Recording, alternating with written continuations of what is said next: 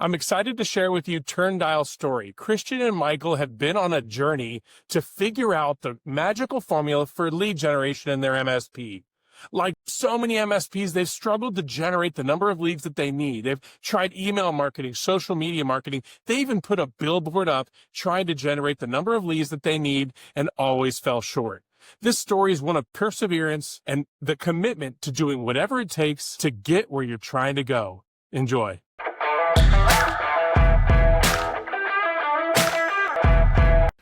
Michael, Christian, welcome to the GROW Limitless podcast. It is great to meet you. My name is Hedden, as you know, and I'm excited to learn more about TurnDial. What led to your success? How did you get where you are? And tell me a little bit about your journey. Yeah, Mike and I worked together at a prior company for quite a while, and so we kind of got to know each other. We had very similar, business ethics, and I think we worked really well together. And we had an opportunity to start TurnDial back in 2019. We kind of hit the ground running, and fortunately had some success early on, and we're able to kind of get some footing under us with some early customers, and have been growing ever since. So it's been a fun start. That's awesome. And you guys, what is your background? What led you to become an MSP? Tell me about that decision to partner up. It was tough. I mean, we worked at a company that essentially was jack of all trades. Kind of wanted to do every little piece of technology. They started essentially as a telecom shop, so I think we learned a lot, in our time there, especially related to the telecom side. When we decided to branch out and start TurnDial, we wanted to be kind of very narrow focused. That, hey, instead of being the jack of all trades, we're going to be really good at this one thing. And that thing was the kind of voice over IP phone system and service, cloud-based phone systems. And then have the opportunity to partner with other providers, IT providers, AV providers, security providers. And that's been a big key to our success, is really growing together with all these other companies, passing a lot of leads, a lot of referrals. And that was great, and it still is great. But we're looking to kind of accelerate our growth. And I don't want to jump too far ahead, but I know we looked at a number of different offerings, and that's kind of where we ended up kind of running into you guys as a growth accelerator. Awesome. And before you met us, what did you rely on in the past? Was it those lead exchanges, the word of mouth referrals kind of thing? Was that how you kind of grew your business to where you are? Yeah, I mean, that's to say it was me and Mike picking up the phone, calling on businesses, calling on partners, and leveraging any relationship we could find. We did try. We hired a couple marketing companies to help us with Google ads and doing some email campaigns. We didn't have a lot of success with that stuff, so that's how we ended up, getting together with you guys. Okay. Talk to me about those companies you went with before. Were they specialists in the telco managed IT kind of cloud space, or were they just generalists in the market that thought they could help? I mean, they were technology related, but they really just focused on email blast. It was the first one we did. It was just cold email blast. We gave it, I want to say 9 months, give or take. Okay. And then they started peppering a little bit of calling, but that really wasn't their specialty. It was just because they weren't hitting their quota that they started, trying some new things. So, they put together, some decent emails. It just, I don't know who they were sending them to and what the follow-up really looked like. So, it just didn't work for us. We did try some Google ads, and we even got a big billboard. I think that was more just for brand awareness, and we thought it was cool just to have a big billboard and right by our office. So, and that was great because I felt like our Google traffic definitely increased quite a bit with the billboard, and it was kind of just neat to see. And I have 4 kids, so it was cool to bring the kids to see the billboard and check this out. That's my company. Yeah. Daddy's made it. Daddy's made it. I love it. I love it. That's really cool, man. So it sounds like you tried, email marketing. Tell me about what you spent, what the ROI was in terms of leads and sales coming out of those initiatives. We spent a lot, but there wasn't much of a return. So Okay. yeah, No, very little return. Very little Okay. return. Yeah. All right. So Yeah, then you decided that to get where you want to go, you're going to have to do something different than got you where you are. So tell me about that journey. What was your criteria you were looking for? What kind of companies did you talk to, and what was the deciding factor for you in terms of what your goals were and what they needed to provide in terms of achieving those goals? We met Brian and I forget her name, but she helped with some of the onboarding. We met them down at a conference, and had a nice rapport. And that was probably over a year ago, and we just weren't ready at the time. And we had gotten some good feedback from a couple of Marketopia customers. We hired a business development rep. So we figured kind of in conjunction with that, we wanted to kind of really ramp things up. And allow Mike and I to kind of focus more on, growing the business and not as much on, cold calling and doing some of the hunting. So yeah, it was kind of word of mouth and some referrals that led us to you guys, which obviously mean a lot to us. So Yeah, it's nice to hear someone else sort of social proof, someone else having success that you can see yourself there. And it's I'll be honest with you, man, it's not surprising that you had challenges because it's really hard. It's not easy to get leads in managed services and B2B in general. It just takes a tremendous amount of work, and you got to be great at what you do and do a lot of it to achieve the results. So, don't feel bad. I guess you're not the only ones that kind of had that challenge, and but I'm glad you given Marketopia the opportunity. Well, tell me about your experience so far from the time you signed to where you are today.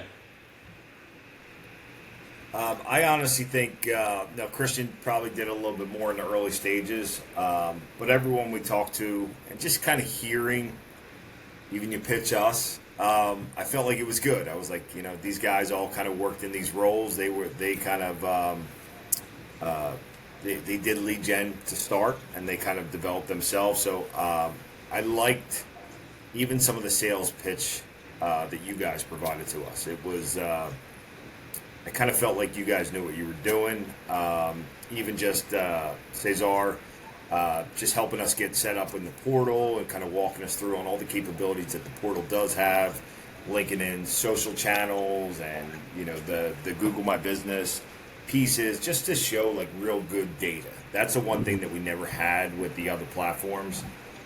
It was just like, hey, we sent all these emails out.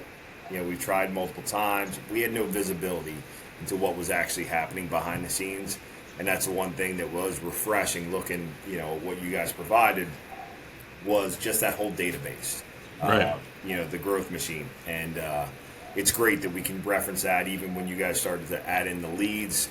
Myself and Christian went through yesterday, kind of peeking through that, and they seem like really good contacts.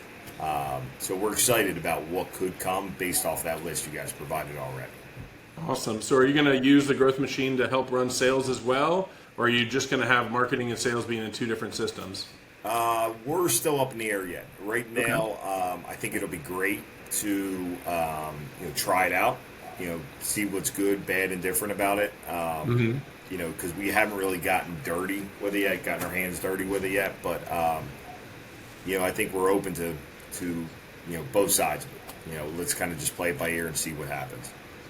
I'm a little bit more of a shoot from the hip kind of guy, where Christian's very calculated, Awesome. Which is great. So we're the yin to the yang. So Absolutely. Christian, so what do you think so far? I got Michael's approach or Michael's perspective. He said you were a little more involved. What's your impression so far? Walk me through, I guess, your experience. yeah, I mean, so I like that it was a pretty low pressure sales process, and I don't know if you like to hear that or not, but it would have turned us off if it was like, we have some people, it's like every couple weeks, they're checking in and putting pressure, and so I think we appreciated the fact that, I felt like we just needed time to kind of get ready and feel comfortable with it, and get started off on the right foot with you guys. So the sales process was great. And yeah, for me, I feel like you guys did a really good job putting together kind of like a proof of concept where you outline like, hey, this is how many leads you're going to need. This is your average customer size. And like, we were able to kind of give you guys some of that data, and you're able to help us kind of forecast what it would look like in terms of, like a tangible return on the investment. So I like that, made it easier, and kind of, put our minds at ease a little bit more, just being able to see some of the data that hopefully, comes to fruition. Well, been doing this a long time. We're about 11 years old now, so we've seen a lot of success and a lot of lessons learned. And I can tell you that at the end of the day, it comes down to one thing, which is your ability to close a deal. I'm curious what you've done as far as, consuming the sales training. How prepared do you think you are for your first appointment? Because I think it's coming up next week. Yeah, we got a lead. The first day you guys started calling, so that's always a good sign. Yeah. And for Mike and I, like, we've always been pretty good. Once we can get out in front of somebody, I feel like our experience and our ability to kind of relate to prospects and is really good, and we have a really good close rate. Sometimes it's just that back end legwork of like getting that prospect to sit down and talk to you. So yeah, no, I mean, we're excited, and it seems like a good first kind of go around with some of the cold calling, and so we're excited. So one thing I've noticed, and I'm curious at your perspective. So word of mouth sales processes are very different than a normal marketing sales process. So what changes have you made to your sales methodology in preparation for this marketing lead that doesn't know you from Adam? It's a cold lead, other than the fact that obviously they've heard of you through the marketing and that type of thing. What changes have you made to your sales process to kind of slow it down and build the trust before you try to close the sale? We haven't made a ton of changes, but at the same time, we still try to go in cold a lot, especially for myself and bringing on a new business development person, that I kind of wanted to get the feel myself and started making more cold calls, cold emails, even just attending some more of the networking events, just to kind of start seeing the hurdles or the obstacles our business development person's going to be running into.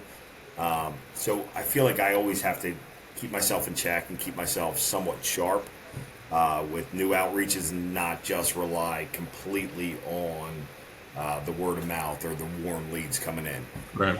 Okay. And I feel like I always do that to myself for the sole reason that, hey, I can't be out of the game completely. Plus, it's the thrill of the hunt. Like, it's like, hey, I'm still stalking out in the night. Yeah, I can understand that. Well, I would highly recommend that you take a look at the methodology and join the peer groups and get the experience of the team. There's a lot of people who are where you want to be right now, or where you want to be in 6 months or a year. So soak that in. There's a lot of wisdom, a lot of experience. It's an incredible community of people who genuinely care about each other and want each other to be successful. And it's hard to get them all together. It's hard to corral them all in the office or even to the peer groups, but people to build relationships. They pick up the phone, call each other, work on things. I encourage you to make the most of the investment you've made, and at the end of the day, it's going to come down to sales. So hopefully you can close more than your fair share and achieve every dream you got on that spreadsheet Christian was talking about earlier.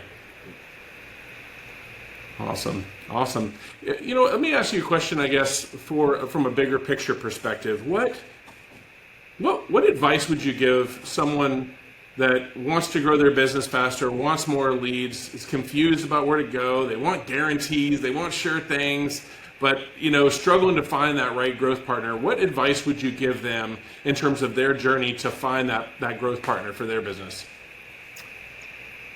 Yeah, I mean, I think for us, we had to, I suppose early on we probably could have aligned ourselves with somebody like you guys to help us accelerate the growth and the sales, but I think we needed to kind of validate our theory behind, like, okay, we can do this, right? Like, we can build a successful business, and we can kind of do it sort of grassroots and a little old school, where we're we were in our basements for the first few months making calls. And so I think we had to make sure first that the thought in our head was an accurate one, and I think once we were able to do that, in particular that first year, and prove to ourselves like we can we can make sales, we can do installs, and we can support our customers and build upon it. I think it just makes the decision to make the investment with the money and finding the right partner,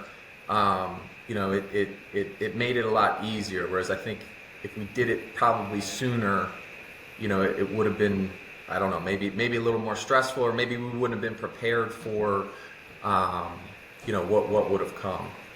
Okay. Yeah, I think that's he kind of hit the nail on the head, and I feel like you need a foundation. And the other pieces, I think in the beginning we were afraid to spend money. That's the biggest thing, is we didn't want to put extra money out there until we kind of proved that we had something built that was successful already. And now we can see that there's going to be a return on investment at this point. And I think it's also like when we started with another guy, and obviously we've hired people since, but I think it's important that, as a team, everybody kind of sees like, oh, hey, Mike's picking up the phone 60 times a day, and he's driving out and dropping off cards, and Christian's, calling on partners and prospecting and kind of putting in the work to like help build this thing. And it's like we all have a vested interest in it, rather than us just, outsourcing it right off the bat, I guess. Right. So it sounds like you kind of built the fire. You got embers going. You got things burning. You're ready. You're never going to be ready, but you're ready enough to start shoveling coal and putting it on top of the fire to kind of get it burning a little bit hotter. So it sounds like you kind of did it the right way, I guess you can say. Just you didn't wait so long that you demanded perfection. You just got it going. You proved that it's at least a viable business, that it just needs more customers, and then you poured the coal on there, and hopefully you'll get the 100% growth rate that you're looking for. Yeah. What is your growth goals? What do you hope to achieve? Talk to me about where you see yourself in the next 1, 2, 3 years. Go ahead, Mike. I think we have a couple different essentially goals of growth. So we're looking to grow at a steady, manageable pace, but we're looking probably to hopefully double here within the next 2 to 3 years. We're also looking to possibly grow through some acquisition as well. Like there's been a lot of talks of us kind of growing our territory, whether that's another state or just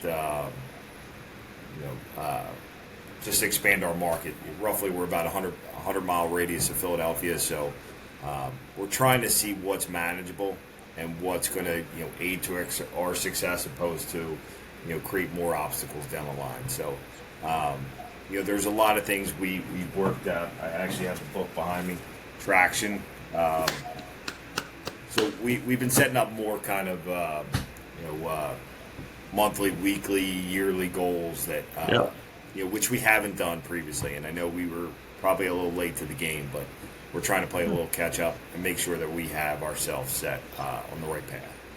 Awesome. Well, it sure sounds like it. Both of you guys seem to have level heads about you. You know what you're trying to do. You're trying to achieve your goals. You're willing to invest in them, and I commend you for that. Not everyone's got the courage to run a business and grow a business, and that it ends up creating a situation where they never make enough money. They never have enough stability. They always are stressed out. You got to grow to get a business functioning without necessarily 100% of the burden on the principal. So I commend you for that. It's not easy, but I'm sure it's going to be very fruitful. It sounds like you guys both have a lot of confidence in your sales skills, so that's going to help too.